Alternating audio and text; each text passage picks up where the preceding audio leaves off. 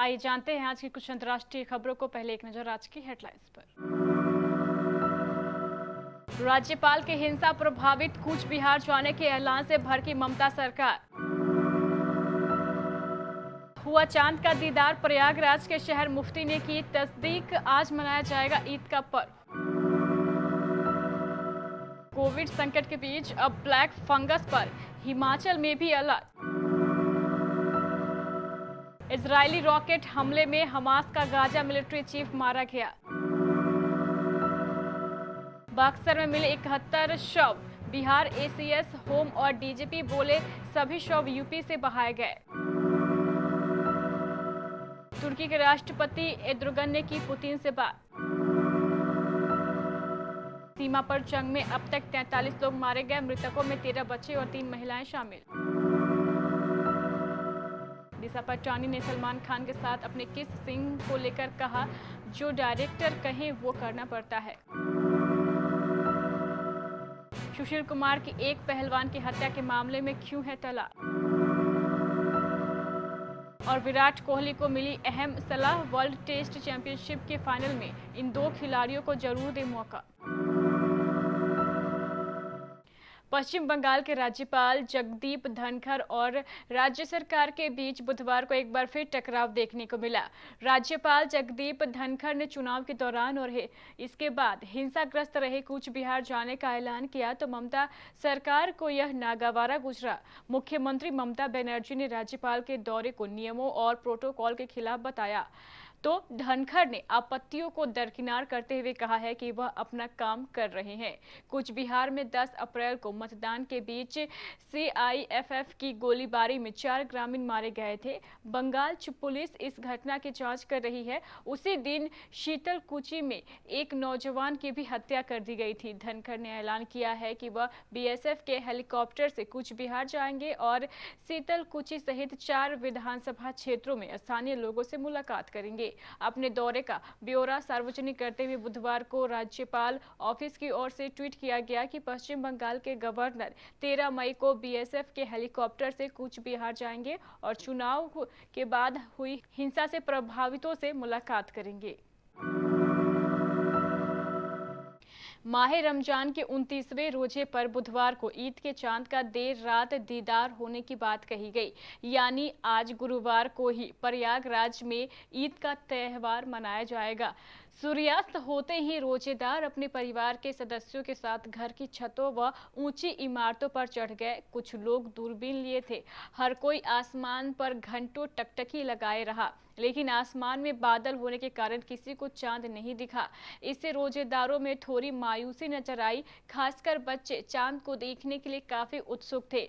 देर रात चांद का दीदार होने की तस्दीक शहर मुफ्ती ने की। यानी आज गुरुवार को ईद का पर्व मनाया जाएगा। यह ऐलान होने के बाद बुधवार रात बहुत से लोग ईद की तैयारी में जुट गए। रात 1 बजे के बाद भी चौक में लोग सेवैया समेत अन्य सामान खरीदने के लिए पहुंचे थे। कोविड संकट के बीच अब ब्लैक फंगस पर भी अलर्ट जारी किया गया है। हिमाचल में भी उत्तर प्रदेश की तर्ज पर ब्लैक फंगस के संक्रमण की आशंका बनी हुई है। गौर हो कि कानपुर में कोरोना का इलाज कराकर घर लौटे मरीजों पर ब्लैक फंगस ने अपना हमला बोल दिया है। इन रोगियों की नाक से खून आ रहा है और आंखों पर सूजन आ गई है। साथ ही सांस फूल रही है, आंख की रोशनी प्रभावित हो रही है। ब्लैक फंगस के रोगी नाक, कान, गला रोग विशेषज्ञों के यहाँ इलाज करा रहे हैं।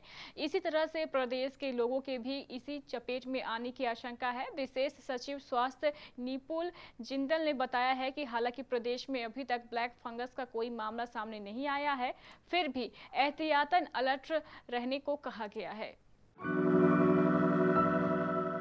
इजराइल के हवाई हमले में उग्रवादी संगठन हमास का गाजा सिटी कमांडर मारा गया है। हमास ने इसकी पुष्टि की है। माना जा रहा है कि 2014 में गाजा की जंग के बाद से बुधवार के हमले में मारे जाने वाले बसम ईसा हमास का अब तक का सबसे बड़ा अधिकारी था। वहीं इजराइल के हमलों में गाजा में मरने वाले फिलिस्तीनियों की संख्या 43 हो गई है। इसमें 13 बच्चे और 3 महिलाएं शामिल है। करीब 300 लोग घायल हुए हैं। एक बयान जारी कर हमास ने बताया है कि 2 दिन से गाजा में जारी लड़ाई में ईसा दूसरे कई साथियों के साथ मारा गया। बक्सर में गंगा नदी में लगातार मिल रहे शवों को लेकर अब तक उठ रहे सवालों पर ब्रेक लग चुका है। अपर मुख्य सचिव चैतन्य प्रसाद ने एक न्यूज चैनल को बताया है कि ये सभी लाशें उत्तर प्रदेश से ही गंगा नदी में डाला जा रहा था, जो बहकर बिहार के बॉर्डर वाले जिला बक्सर के चौसा और महावीर घाट पर आ गया। इसी गंभीर मसले को लेकर बिहार सरकार के आदेश पर जांच शुरू हुई। 4 स्तर पर दोनों राज्यों के अधिकारियों के बीच बातचीत हुई। राज्य के मुख्य सचिव ने उत्तर प्रदेश के मुख्य सचिव से बात की। बिहार गृह विभाग के अपर मुख्य सचिव चैतन्य प्रसाद ने खुद यूपी के अपर मुख्य सचिव से बात की, जबकि डीजीपी बिहार ने यूपी के डीजीपी से बात की। इस सब के अलावा बक्सर में डीएम ने उत्तर प्रदेश के गाजीपुर और बलिया के डीएम से बात कर पूरे मामले को समझा और फिर दोनों राज्यों के अधिकारियों के बीच हुई बातचीत में बिहार की तरफ से कोरोना काल में गंगा नदी में लाशों को बहाने पर सख्त और कड़ी आपत्ति जताई गई। डीजीपी बिहार संजीव कुमार सिंघल के मुताबिक हर हालत में अपने प्रदेश के सीमावर्ती जिलों में कोविड प्रोटोकॉल का पालन की बात कही गई है। इजराइल व फिलिस्तीन के बीच गाजा में जारी तनाव व संघर्ष के बीच तुर्की के राष्ट्रपति रेसेप तैयप एर्दोगन ने बुधवार को रूस के राष्ट्रपति व्लादिमीर पुतिन से फोन पर बात की। उन्होंने कहा है कि फिलिस्तीनियों के प्रति इजराइल के रवैये के खिलाफ अंतर्राष्ट्रीय समुदाय को उसे कड़ा एवं कुछ अलग सबक सिखाना चाहिए। तुर्की के राष्ट्रपति संचार निर्देशालय के मुताबिक दोनों देशों के नेताओं ने बुधवार को टेलीफोन पर यरूशलेम से विवादित क्षेत्र को लेकर तनाव पर चर्चा की। बयान के अनुसार एर्दोगन ने कहा है कि अंतर्राष्ट्रीय समुदाय को इजराइल को कोई कड़ा व अलग सबक सिखाना चाहिए और कहा कि संयुक्त राष्ट्र सुरक्षा परिषद को तुरंत हस्तक्षेप करना चाहिए ताकि इजराइल को स्पष्ट संदेश जाए। गत शुक्रवार से यरूशलेम के अल अक्सा मस्जिद कंपाउंड से इजराइल पुलिस व फिलिस्तीनियों में शुरू हुई हिंसा गाजा सीमा पर खूनी संघर्ष में बदल चुकी है।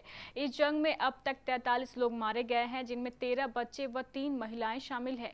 हमले में क्षेत्र के करीब 300 फिलिस्तीनी जख्मी भी हुए हैं। इजराइल गाजा में 2014 से 50 दिन चली जंग के बाद पहली बार एक दूसरे पर हमले, हजारों रॉकेट दागे गए। देश में गृह युद्ध के हालात देखते हुए इजराइल के लॉर्ड शहर में आपातकाल लगा दिया गया है।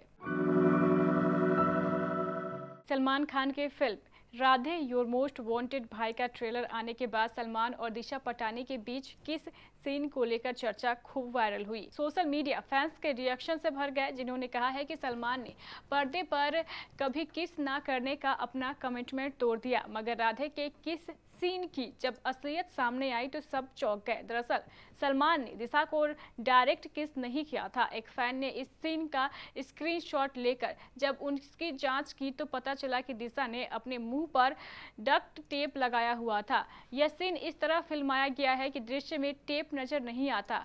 जूम से बात करते हुए दिशा ने इस सीन के बारे में कहा कि हम कलाकारों को अपने निर्देशक के विजन को फॉलो करना पड़ता है, इसलिए रोल के मुताबिक काम करना पड़ता है। लेकिन यह एक मजेदार अनुभव रहा क्योंकि वो सेट पर हमेशा मजा करते रहे और कभी असहज महसूस नहीं करवाते।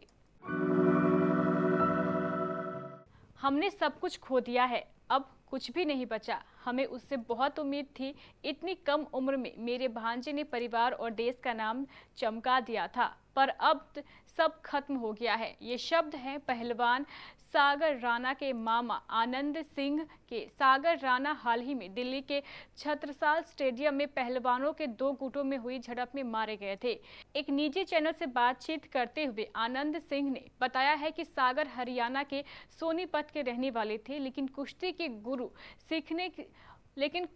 गुण सीखने के लिए उन्होंने 14 साल की उम्र में ही दिल्ली के छत्रसाल स्टेडियम में अभ्यास करना शुरू किया था। सागर के पिता दिल्ली पुलिस में हेड कांस्टेबल के तौर पर काम कर रहे हैं।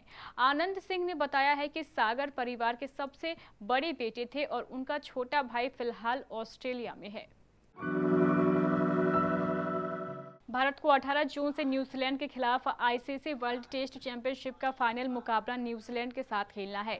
दोनों देशों के बीच ये मैच साउथहैम्पटन में खेला जाएगा और इसके लिए भारतीय टीम का ऐलान भी कर दिया जा चुका है। इस मुकाबले को जीतने के लिए टीम इंडिया को प्लेइंग 11 का चयन काफी संभल कर करना होगा। अब टीम इंडिया के पूर्व स्पिनर प्रज्ञान ओझा ने एक सलाह देते हुए कहा है कि इस मुकाबले में रविंद्र जडेजा और आर अश्विन दोनों को ही प्लेइंग 11 में मौका देना चाहिए।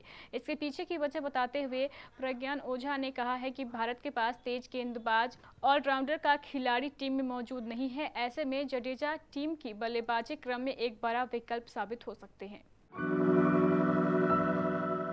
तो ये थी हमारे कुछ अंतर्राष्ट्रीय खबरें। चलेंगे प्राइम स्टूडियो।